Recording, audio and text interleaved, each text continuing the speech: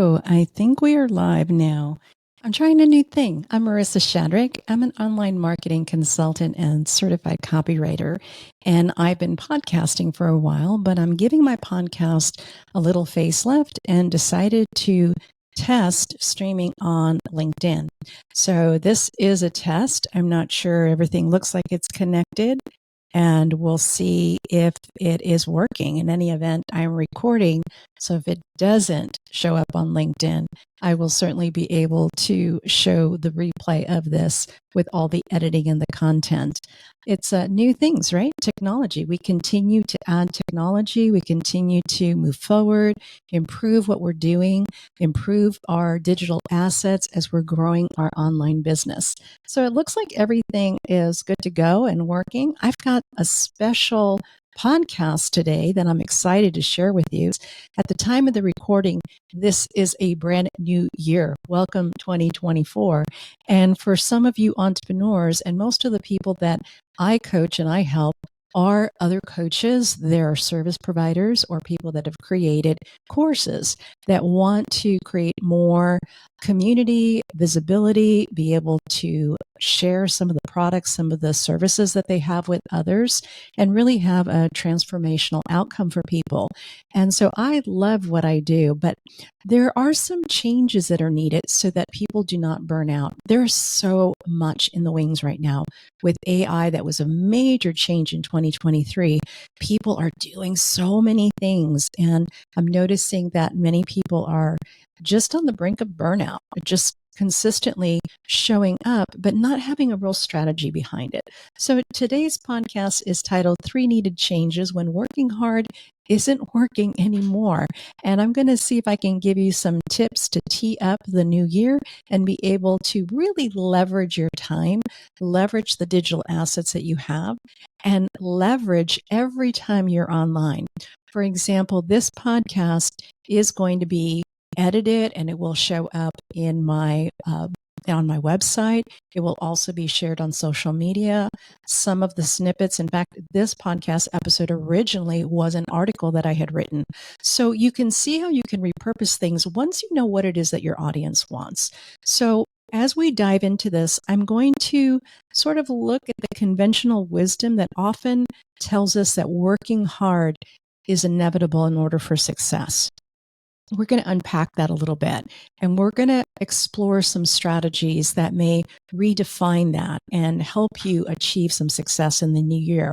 We want to create that balance, that fulfillment of what we do, but at the same time, we don't want to pay a price for that during our whole entrepreneurial journey. We are here for the long haul. This isn't a sprint. And so hopefully some of these tips will help you. So having an online business, sometimes people feel it's kind of a laid back life.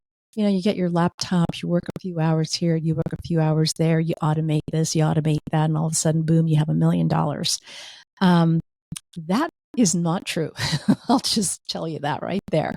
It's not true. Now, some people that have had an existing business that maybe take that to the online space and have a full team and have resources to be able to prospect with funnels and using advertisement.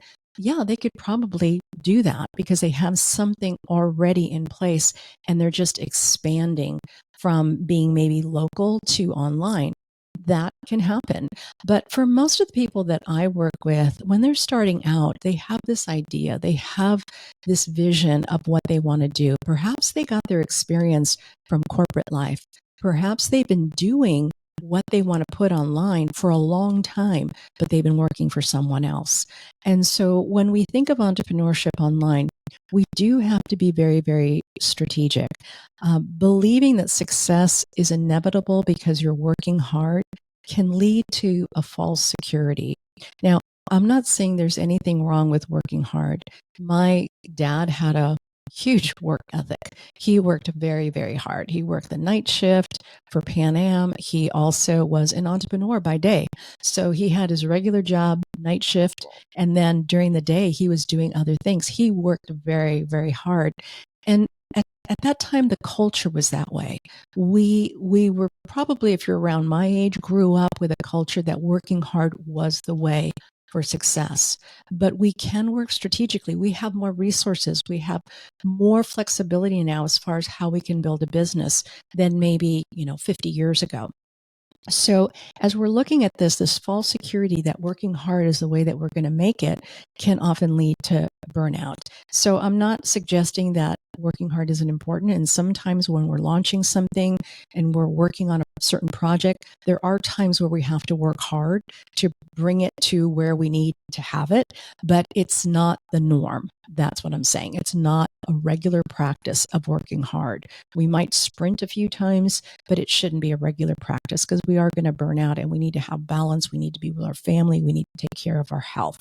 So working hard is not the panacea to a life of prosperity and happiness. Working hard doesn't necessarily, and this list is from people that I've observed in my own family and friends, but working hard does not necessarily equal freedom of time.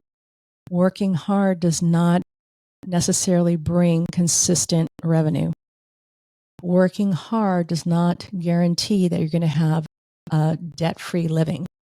Working hard does not guarantee early retirement.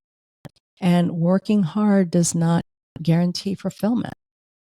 Working hard is an indication that maybe something needs to change and something needs to be more strategic. And then when we do work hard in those seasons when we're launching something, the non-normal seasons, right? It's not the norm. It's okay because we have a reserve and we can do that. So you can fall into the trap if you're not careful of thinking that you have to do this. And I'm a type A, so I have to be really careful because I will work hard. So I'm talking from experience. You have to be really careful about this. So I do this little test with myself as a type A that always loves to have new projects and new things in the wings, that you have to take this little formula that's not often seen. We understand that income minus expenses equals profit, right? But there's another hidden formula. Profit minus your time and resources. Profit minus time or resources will either equal freedom or you've created another job for yourself. So that's one that I look at a lot. It's not so much of making a profit. That's not the gold standard. Profit minus the time and the resources that you've spent.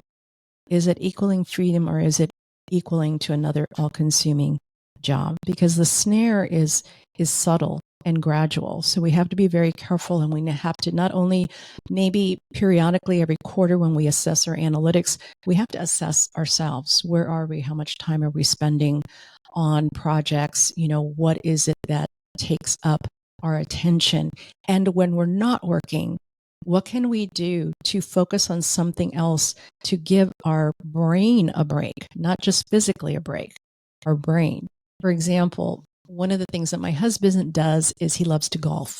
That is something that will help him redirect his thoughts towards something that is not work related. And he is in his own little world, golfing. Well, I don't happen to like golf, but I had to find my own thing. And so I just got a keyboard for Christmas. I love music. I used to play the guitar, and building up your calluses, if you're not consistent, then your fingers get soft. And so I thought, man, it would be really nice to be able to maybe have a keyboard. And so I got a keyboard for Christmas. I'm really excited. But when I'm playing those progressions and those notes and those chords, I am lost. I am not thinking about anything else but the music. And each time I get more excited because it starts sounding like music. At first, it's just banging on keys and doesn't sound like anything. So that's what I'm talking about. We have to see where we are and assess. So 3 changes when working hard isn't working. That's what we're talking about today. So much of what we are told to do is to build and make more. And then when we had the introduction of AI, OpenAI, it was, wow, now we can make more, right? More content, more articles, write a book, do all these things. It's all about building, more. And we're exhausting ourselves, and the internet's getting congested as well.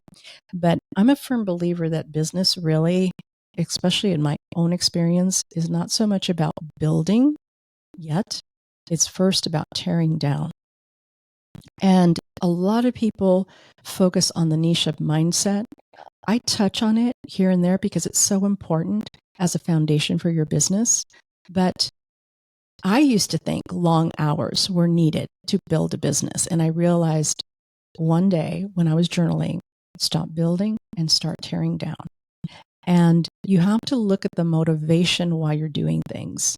You have to tear down things like, at least for myself, this was the case, fear, right? If I don't do this, if I don't build this, you're afraid something's going to happen, something negative. So fear, you tear down self-reliance because none of us do it alone. We need networks and we need a community. We have to tear down frustration and know that everything comes in its time. We have to tear down insecurities, and those can pop up from any direction as we're tackling something new that we've never done before.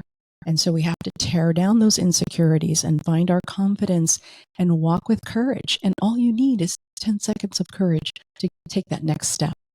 And you have to also tear down the thoughts that don't serve you well. Any negative talk, anything that will cause you to maybe slow you down or not move forward, those things are the things that you need to tear down.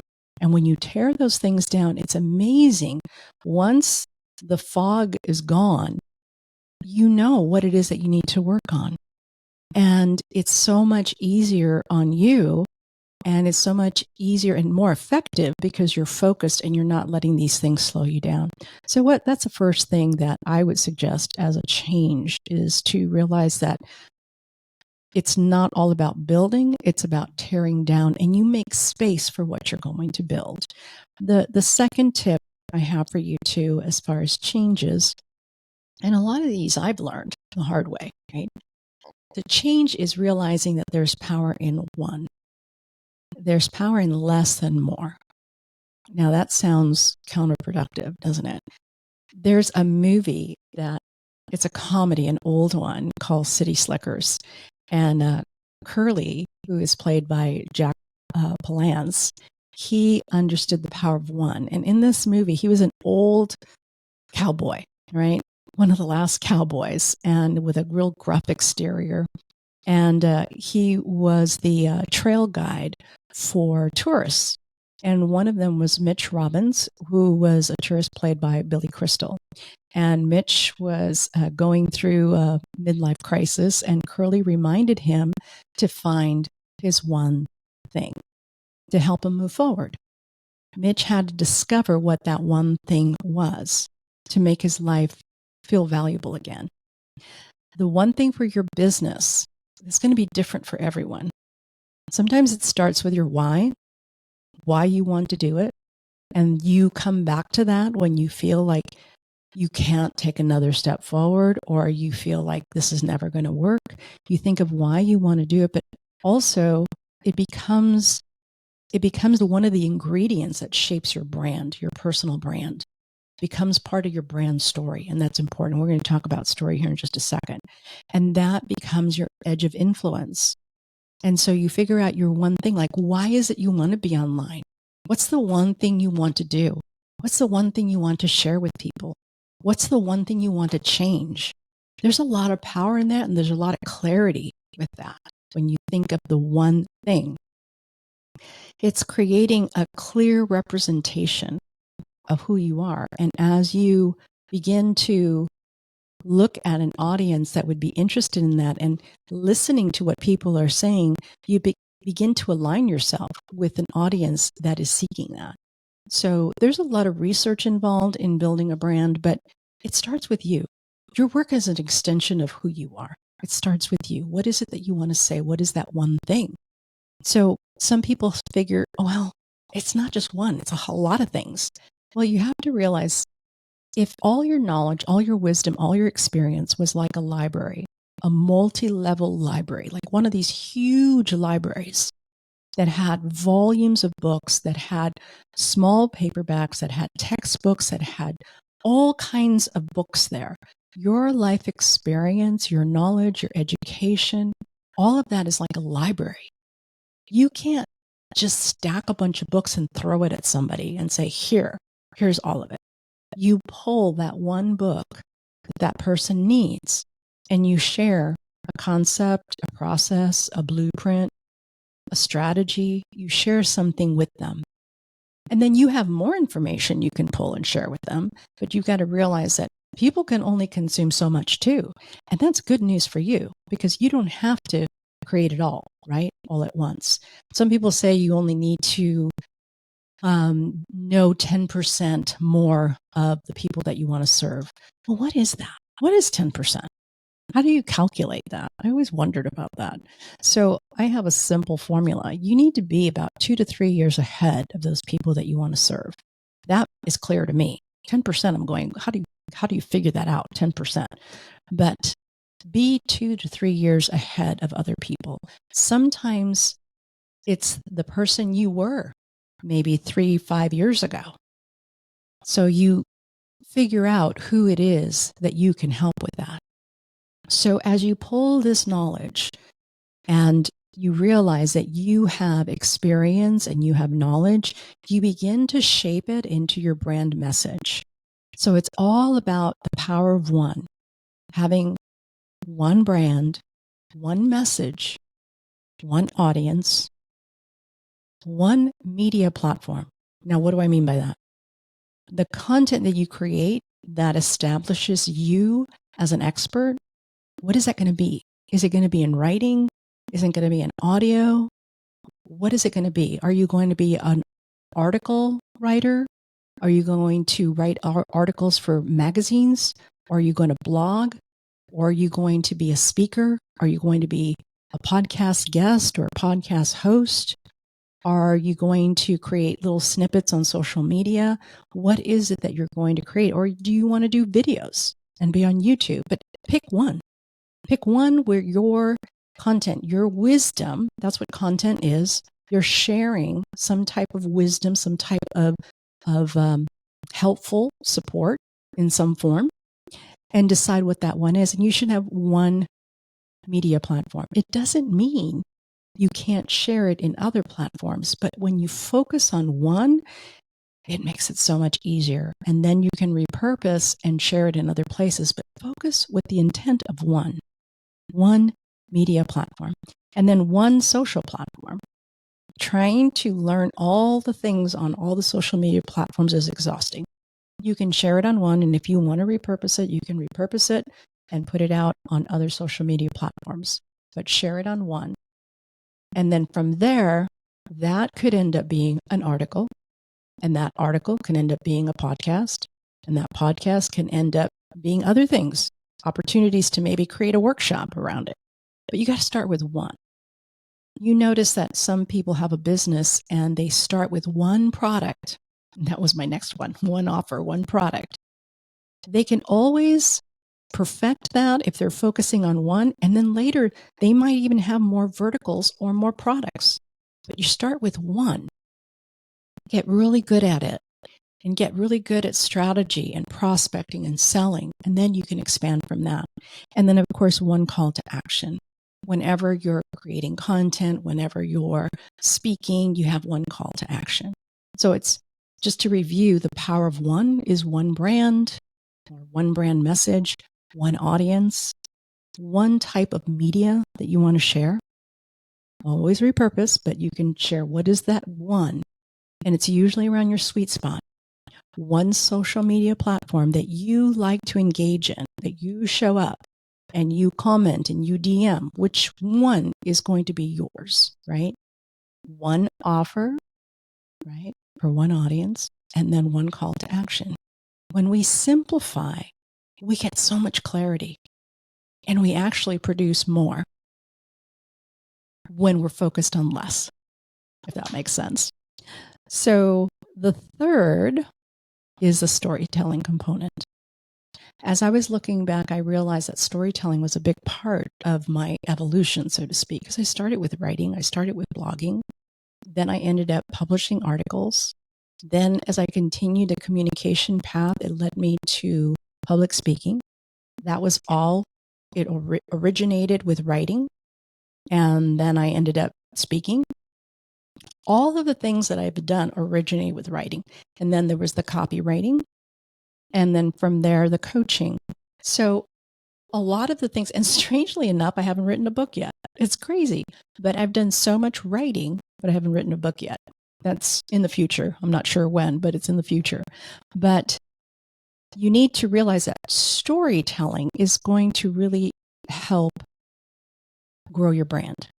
So when you develop your brand message and you incorporate storytelling in your content, in your brand message, it's very, very effective. One of the things that I want to share is because people often think, well, why is story so helpful, right? People don't hear a story. They feel a story. As you tell a story, they're not just listening, they're feeling. And it depends because many of the stories can touch our emotions like nothing else can. And that resonates with people and it builds trust. And that's the first hurdle we're trying to get over is trust. And storytelling will help. And it also gives a little bit of clarity too, than just putting in text. Gives a little bit of clarity. Our story helps others live their story. Oftentimes they can see themselves in you and your story, your struggles, your background, your experience. They can say, I understand. I'm just like that, right? So it's very, very helpful. We live in a very diverse world, right? But our pain and struggles are the same. Love, fulfillment, happiness are universal emotions. So that's a way that we can connect because people don't just hear stories, they feel stories. And you have that heart-to-heart connection that's so important that we want to preserve and protect. With all the virtual noise that's going on, all the automations that are going on, we want to protect that. And that's going to help you stand out as well. So oftentimes, as I look back, I realize that a lot of this storytelling helped not only with the articles, but public speaking and winning awards in public speaking. It really was the beginning. And the copywriting kind of really moved me into, the online marketing. It was very helpful. And stories, people often say, when you tell stories, you want to be inspiring or educational or entertaining, and you can do that with stories. You can teach a very important lesson with some story of your background that's maybe humorous, and it makes a point, and people won't forget it. So I had done a little bit of research, and a U.S. Berkeley article addressed the mystery of storytelling. Storytelling stimulates a large portion of our brain when the narrative is processed. So we're very engaged when we're hearing stories. It's creating a deeper emotional connection. And storytelling helps form relationships with strangers because of that connection. And storytelling releases a series of the feel-good hormones. So again, we're reducing and we're lowering those barriers. And that's going to help as we engage with people as well. So when your brand includes stories, these hormones are associated with the brand, creating a natural connection.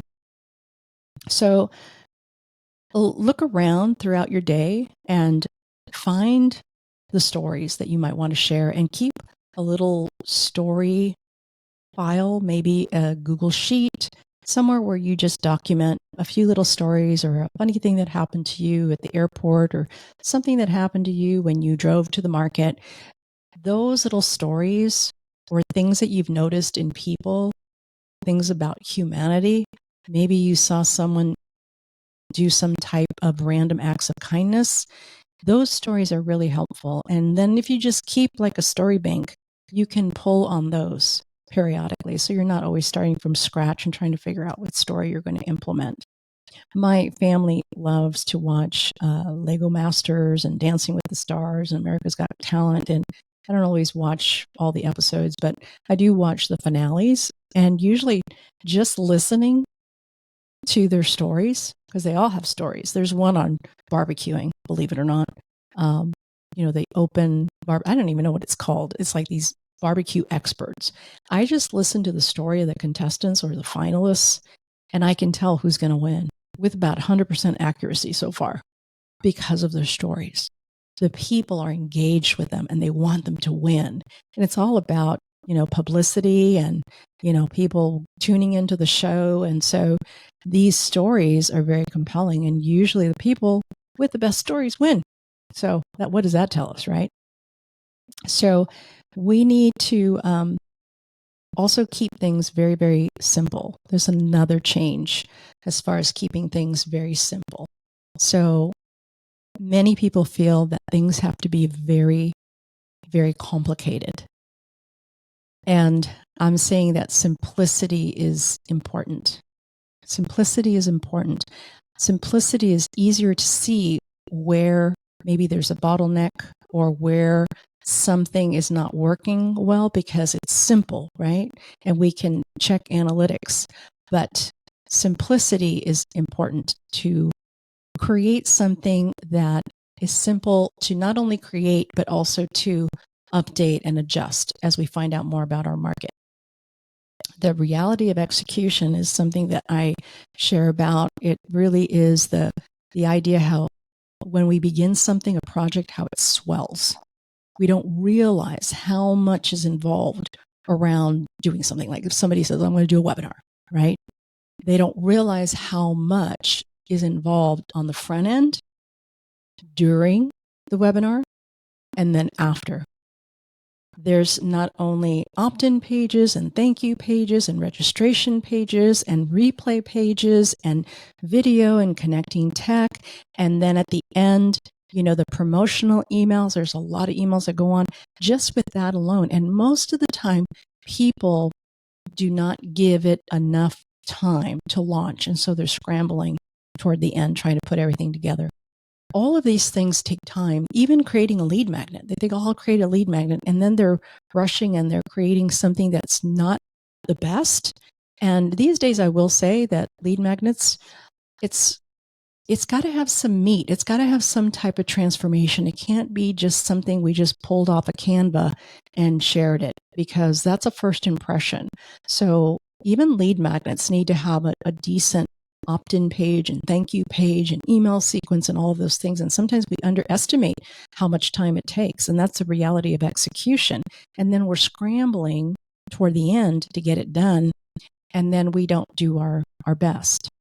So the unexpected complexity of integrating technology in a project, and the unrealistic window between creating and making the project, ready for launch. And there's a surprising amount of writing. There's so much writing involved. So the reality of execution can often cause us not to put our best foot forward. And we need to simplify as much as we can to not overcomplicate and have so much more that needs to be done in the last week of a launch or last few days of a launch. We need to keep it as simple as possible. So that's something that we always have to keep in mind. I like to have a larger window than most because I'm doing multiple things. I'm coaching. I'm also doing some copywriting. And so when I'm planning something to launch a program, I need to give myself a larger window. So I start planning 3 months ahead, and usually the sales page gets done, or the opt-in page and the thank you page and whatever resource slide deck. That's another thing you need when you're doing a webinar. You need the slide deck. And some people have handouts. It just continues on and on. But I like to give myself at least a 3-month window, because once it's done, then you got to promote it, right? So you need a window of time to promote it as well. So the more you can simplify it, the better. And really, when you think about it, when you're interacting with people and you're commenting and you're creating DM messages and you have an opportunity to talk to someone, schedule something, all you really need is a scheduling tool like Calendly, and then a Zoom meeting link.